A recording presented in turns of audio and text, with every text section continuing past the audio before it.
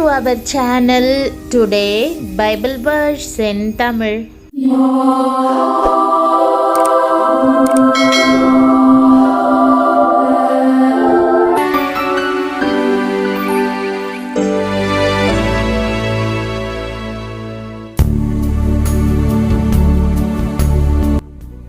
இன்றைய வசனம் நீதிமொழிகள் 23ஆம் அதிகாரம் 7ஆம் வசனம். கிறிஸ்துவுக்குள் பிரியமானவர்களே, நம்முடைய ஆண்டவரும் இரட்சகருமான இயேசு கிறிஸ்துவின் வல்லமையுள்ள நாமத்தில் உங்களை வாழ்த்துகிறேன். அவன் இருதயத்தின் நினைவு எப்படியோ அப்படியே அவன் இருக்கிறான் என்ற வசனத்தை இன்று நாம் தியானிப்போம். ஒரு மனிதனின் இருதயத்தின் நினைவுகள், வாயின் வார்த்தைகள், கரங்களின் கிரியைகள் ஆகிய மூன்றும் தான் அவனுடைய ஆவிக்குரிய வாழ்க்கையை நிர்ணயிக்கின்றன. வேரானது பரிசுத்தம் உள்ளதா இருந்தால்தான் செடியும் பரிசுத்தம் உள்ளதா இருக்கும். செடிகள் பரிசுத்தம் உள்ளதா இருந்தால்தான் அவற்றின் கனிகளும் பரிசுத்தம் உள்ளதா இருக்கும். இருதயத்தின் நினைவுகள் தான் சொற்களை கொண்டு வருகின்றன. பின்பு சொற்களே செயல்களாய் மாறுகின்றன. தேவ பிள்ளைகள் தங்களுடைய இருதயத்தின் நினைவுகளில் கூட ஜாக்கிரதையாய் இருக்க வேண்டும். வேதம் சொல்லுகிறது, எந்த எண்ணத்தையும் கிறிஸ்துவுக்கு கீழ்ப்படிய சிறைப்படுத்துகிறவர்களாய் இருக்கிறோம். சிந்தனையில் ஜெயம் கொள்ளுகிற எவனும் தன் வாழ்க்கையை பரிசுத்தத்துடன் பாதுகாத்து கொள்வான். கர்த்தர் உங்களுடைய சிந்தனைகளை தூரத்திலிருந்தே அறிந்து விடுகிறார். அவருடைய பார்வைக்கு மறைவானது ஒன்றுமில்லை. இயேசுவின் நாட்களில் பரிசேயர், சதுசேயர், வேத பாரகர் என்பவர்களுடைய நினைவுகளை அவர் அறிந்தவராயிருந்தார்.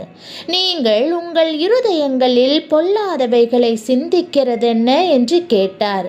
அதுபோலவே நோவாவின் நாட்களில் மனுஷனுடைய அக்கிரமம் பூமியிலே பெருகினது என்றும் அவன் இருதயத்து நினைவுகளின் தோற்றமெல்லாம் நித்தமும் பொல்லாததே என்றும் வேதம் கூறுகிறது.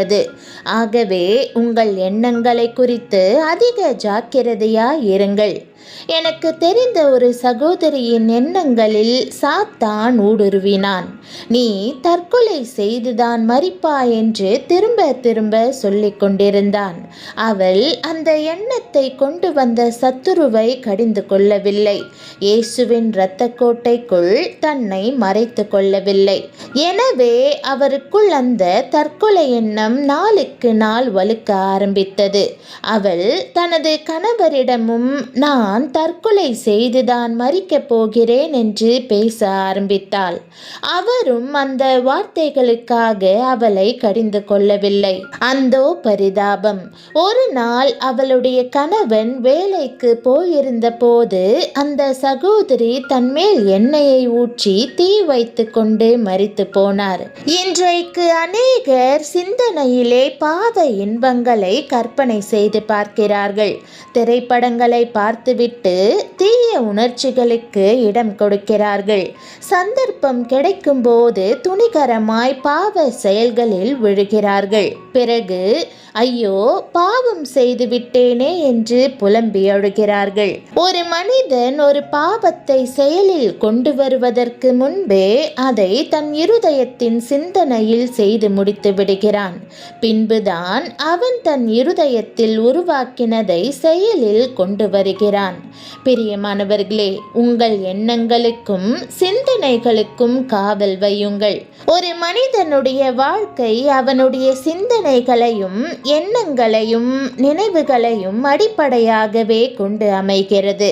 ஒரு மனிதனுடைய இருதயத்தின் நினைவுகள் எப்படி அமைகின்றனவோ அதன்படியே அவன் இருக்கிறான் என்றும், நீதிமான்களுடைய நினைவுகள் நியாயமானவைகள் என்றும், துன்மார்க்கருடைய நினைவுகள் எண்ணங்கள் கர்த்தருக்கு அருவருப்பானவைகள் என்றும் வேதம் சொல்லுகிறது.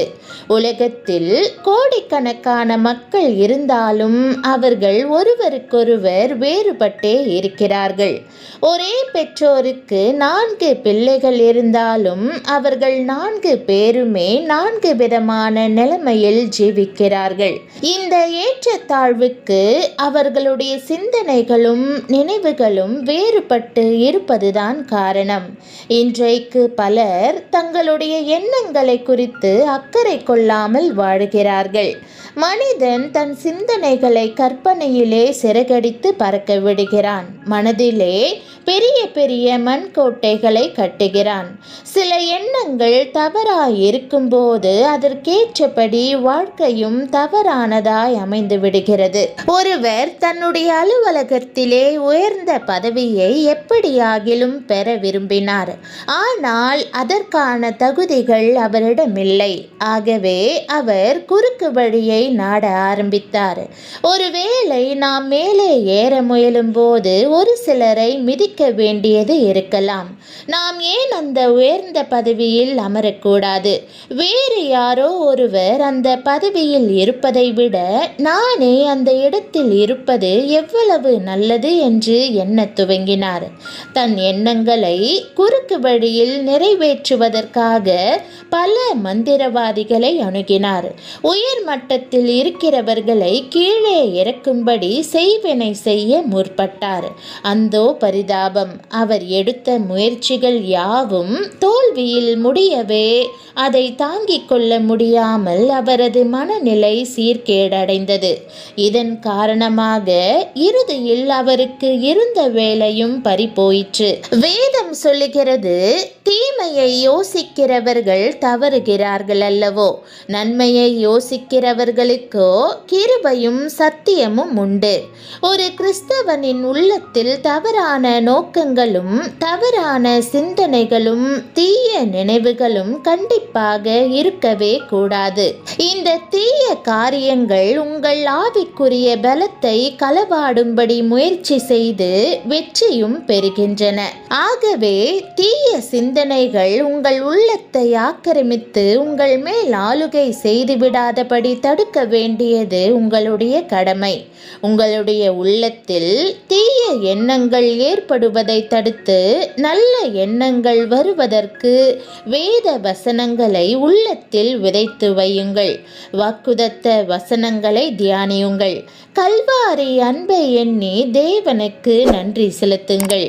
உங்களது நினைவுகள் தூய்மையானவையாய் இருக்கட்டும்.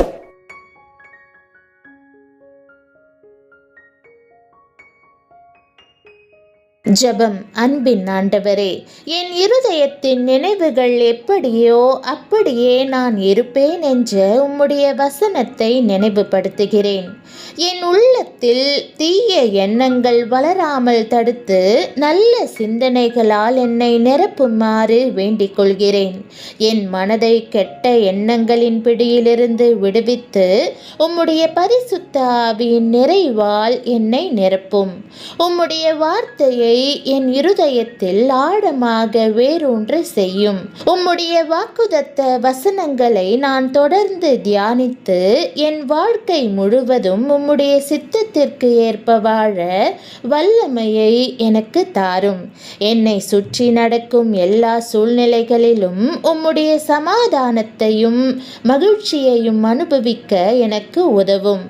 என் எண்ணங்கள் தூய்மையானவையாய் இருக்கவும் என் செயல்கள் உம்மை மகிமைப்படுத்தும் வண்ணமாக இருக்கவும் உதவும். இயேசுவே, உம்முடைய கிருபை எப்போதும் என் மீது இருப்பதாக. நான் உம்முடைய வார்த்தையை தினமும் தியானித்து உம்முடைய வழிகளில் நடக்க தீர்மானிக்கின்றேன். என் சிந்தனைகள், பேச்சுகள், செயல்கள் எல்லாம் உம்மை மகிமைப்படுத்தட்டும். இயேசுவின் நாமத்தில் ஜெபிக்கிறேன் நல்ல பிதாவே, ஆமேன். தேவனுடைய நாமம் மகிமைப்படுவதாக. ஆமேன்.